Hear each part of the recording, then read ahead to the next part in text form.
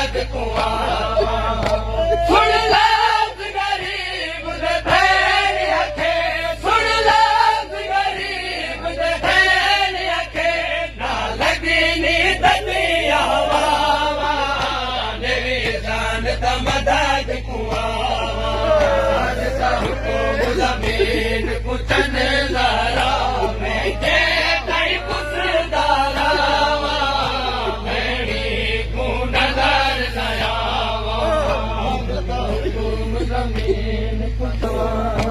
सुन लाज गरीब दे भेड़ अखे सुन लाज गरीब दे भेड़ अखे ना लगे नी तपिया वावा देवे जान ता मदद को आवा ता हुकुम ज़मीन सुन लाज गरीब दे भेड़ अखे सुन लाज गरीब दे भेड़ अखे ना लगे नी तपिया वावा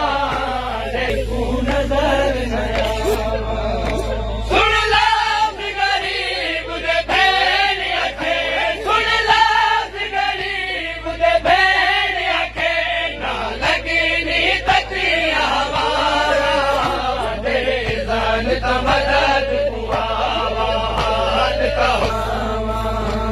ता हुकुम ज़मीन कुचन ज़रा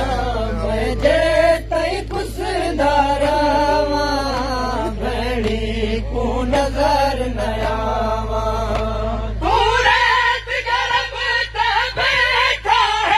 मेरे सारे खैया मुझे छावी बर्दाश्त करा तेरे हर पासू कि मैं तेरा जिंदा वीरन दिल याद है चादर माँ वाली दिल याद है चादर माँ वाली अज वीरन ही कमला तेरा ज़ख्मी बदन लुकाया हुकुम ज़मीन कुचल ज़रा भेजे कई कुछ गरम दे बैठा है मेरे सारे खैया मुझे छावी बर्दाश्त करा तेरे हर पासू कि तेरा जिंदा वीरन दिल याद है चादर माँ वाली दिल याद है चादर माँ वाली अज वीरन ही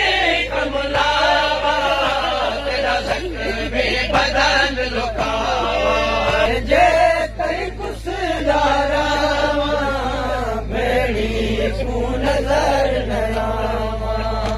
मज़लूम आता है मदहित मक़तल दल कदम कदम मक़तल होती अगाल जिगर को खाती है ना पर्दा ना महमल होती हरियावण वाले दुख कीते हरियावण वाले दुख कीते ते कुआन की माँ पर चारा फुट गए गरीब जसान का हुकुम ज़मीन कुचन ज़रा में जे तैयावा भेड़ी को नजर नयावा जो हथ मस्तूर है वाले हिकमे मज़लूम दिया से उते है बीत मने का भेड़ी दी मेरे ज़ख्माते मेरी प्यास उते नहीं बैठा टिबिया दे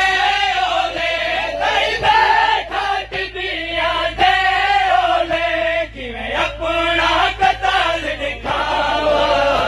भेड़ी ला सबर अज़मान ता हुकुम ज़मीन कुचन ज़रा भेजे मज़लूम आते मखदूम आते कर ले हिन पंध बाज़ार आते पाक लहू नल बदल में सन लग शाम दिया दीवार आते हाय कसम खुदा बहुओं किया है कसम खुदा बहुओं किया